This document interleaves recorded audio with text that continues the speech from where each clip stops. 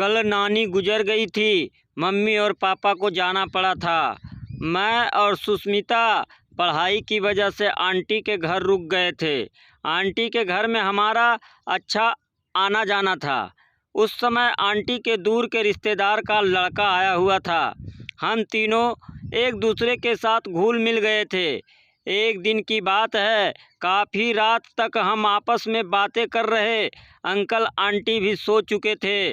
ठंड बहुत पड़ रही थी। उस रात वह हुआ जो नहीं होना चाहिए था।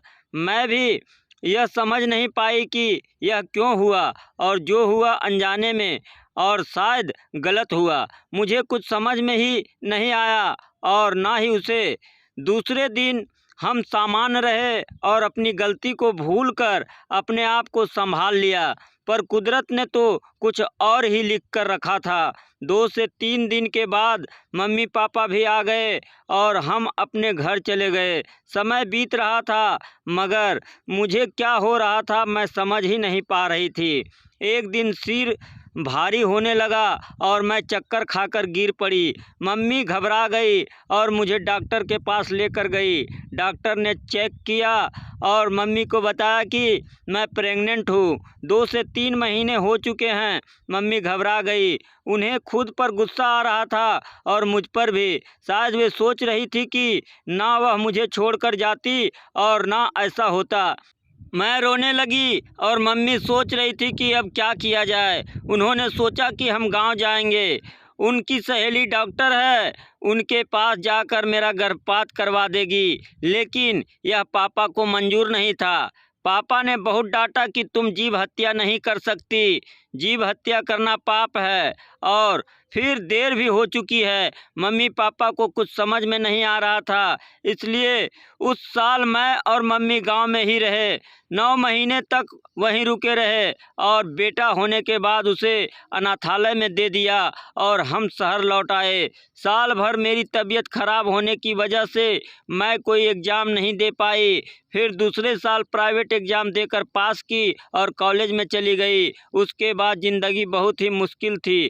सब कुछ भूल जाना था और बस पढ़ाई और पढ़ाई में लग जाना था। अब 24 घंटे में से अधिक समय सिर्फ पढ़ाई होती थी और इस तरह मुझे नर्सिंग कॉलेज में एडमिशन मिल गया था। मम्मी पापा बहुत खुश थे और शायद मैं भी उनको जो दुख दिया उसको कुछ कम कर पाई थी। मुझे आज भी वे दिन याद आते तो जैसे ज़िंदगी से नफ़रत हो जाती। ऐसा क्यों हो जाता है कि ज़िंदगी ऐसी जगह पर लाकर हमें रख खड़ी कर देती है जहां से निकल पाना बहुत मुश्किल होता है। लेकिन अब मैं अपने काम में बिजी हो चुकी थी। मेरी पढ़ाई पूरी हुई और ट्रेनिंग के बाद मुझे एक क्लिनिक में नौकरी मिल गई। कुछ दिन गुजर गए और फिर माँ भी गुजर गई। सुष्मिता, पापा और मैं ही घर में थे। अब सुष्मिता की पढ़ाई पूरी हुई थी। उसके लिए अच्छा सा लड़का देखकर शादी कर दी। मम्मी की कमी को घर पूरा नहीं कर पा रहा था और पापा बहुत दुखी रहते थे। मुझे हिम्मत करके घर को संभालना था। अनाथालय से अंकित, यही नाम रखा था उसका, को दिल्ली के एक परिवार ने गोद लिया था। वहाँ उसकी बहुत अच्छी परवरिश हुई। वह पढ़ लिख कर इंजीनियर बन गया था। उसकी मुंबई में जॉब मिल गई थी। अंकित के मम्मी पापा उसके पास आए हुए थे। हमारा क्लिनिक उनके सोसाइटी के बाहर ही था। कहने को तो क्लिनिक अस्पताल के समान था और वहाँ बड़े बड़े डॉक्टर आते थे और लगभग हर इलाज की व्यवस्था भी। जब अंकित के पिता को हार्ट अटैक आया तब उन्हें हमारे ही अस्पताल में लाया गया। उस समय अनीता जी ड्यूटी पर थी। उस दिन अमित का विश्वास डॉक्टर पर और बढ़ गया। फिर 2 से 3 दिनों में अंकित के पापा की तबीयत में सुधार हो गया। लेकिन एक दिन उन्होंने अंकित को बताया कि बेटा, तुमने मेरी बहुत सेवा की, अब मैं ज़्यादा नहीं रहूँगा, लेकिन एक बोझ अपने मन पर लेकर नहीं मरूँगा। बेटा, मेरे जाने के बाद तुम्हें और कोई बताए कि तुम हमारे बेटे नहीं हो, इसके पहले मैं ही तुम्हें बता देता हूँ कि हमने तुम्हें अनाथालय से गोद लिया था। अंकित ने कहा, पर पापा कहाँ से? तब उन्होंने सब कुछ बताया। अंकित के मन में पिता के प्रति और भी सम्मान बढ़ गया। दूसरे ही दिन वे चल बसे, लेकिन अंकित के मन में यह बात बैठ गई और वह सोचने लगा कि माँ की क्या मजबूरी रही होगी जो उन्हें मुझे अनाथालय में देना पड़ा। एक बार मैं उनसे मिलना चाहूँगा और शायद उनके मन में भी यही तड़प होगी। फिर कुछ दिन बीत गए, अंकित की खोजबीन चलती रही, लेकिन माँ का पता नहीं मिला। इतनी बड़ी दुनिया में ढूंढ पाना मुश्किल था, पर वह कुदरत से हमेशा मांगता था कि एक बार माँ से मिल सकूं। कुछ दिन बीत गए, फिर अंकित की शादी हो गई। सब कुछ अच्छा चल रहा था। माँ पिताजी के जाने के बाद मैं टूट गई थी। एक दिन अंकित की माँ को पक्षाघात पड़ा और उसके बाद तो मैं बिस्तर से उठ नहीं सकी। उनके लिए एक नर्स की तलाश थी, क्योंकि अंकित और अर्चना दोनों ही सुबह से शाम तक बाहर रहते थे। मम्मी की देखभाल के लिए फुल टाइम कोई होना चाहिए।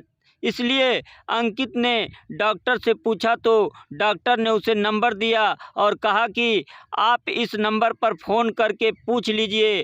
आपको हमारे अस्पताल की एक सिस्टर जो पिछले महीने रिटायर हुई है, यह उनका नंबर है। अंकित ने पूछा तो मैंने तुरंत ही बोल दिया। धीरे धीरे अंकित की मम्मी की तबीयत में सुधार होने लगा।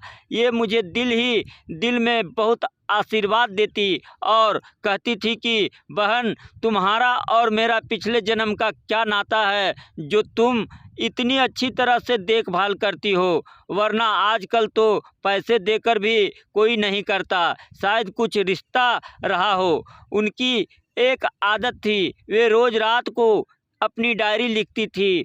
उनसे कुछ पूछो तो ये कुछ नहीं बताती थी, बस कहती कि एक ही तो जन्म मिला है जिसमें जितनी सेवा की जाए उतनी कम है। एक दिन बातों ही बातों में उन्होंने बताया कि मेरा बेटा कितना ख्याल रखता है, मेरा भी और आपका भी। ऐसा बेटा कुदरत सबको दे।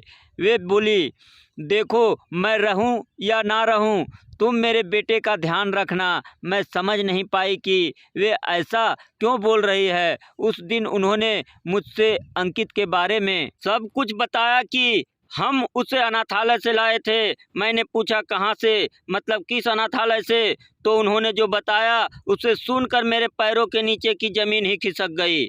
मैं जान गई कि अंकित मेरा ही बेटा है। यह मुझे बहुत अपना सा तो लगता था, लेकिन समझ में नहीं आता था कि मैं जो सोच रही हूँ सही है क्या, या मेरा वहम जो मेरा हर इंसान में अंकित को खोजना।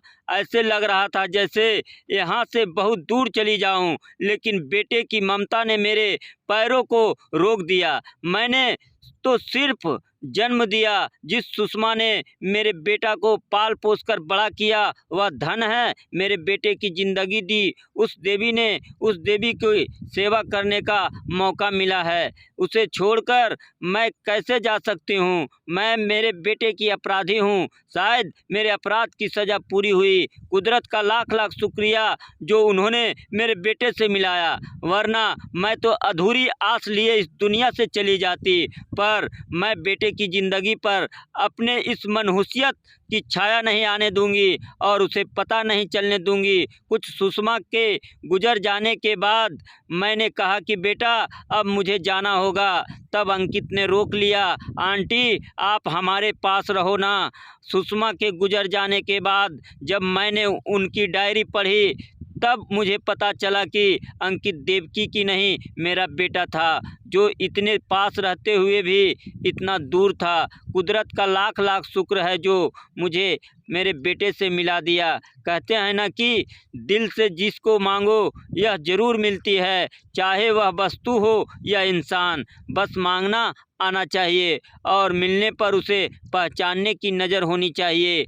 अब मैं और मेरा बेटा साथ थे। बस एक कसक सी थी कि एक माँ की तरह प्यार करने के बावजूद भी उसे हकीकत बताकर उसके दिल में मेरे लिए नफ़रत पैदा करना नहीं चाहती थी। अगर उसे जन्म दिया तो पालने पोसने का जिम्मेदारी भी मेरी ही होनी चाहिए थी। यह कहानी आपको कैसी लगी कमेंट के माध्यम से हमें ज़रूर बताएं और ऐसे ही कहानी सुनने के लिए मेरे चैनल को लाइक और सब्सक्राइब ज़रूर करें। धन्यवाद।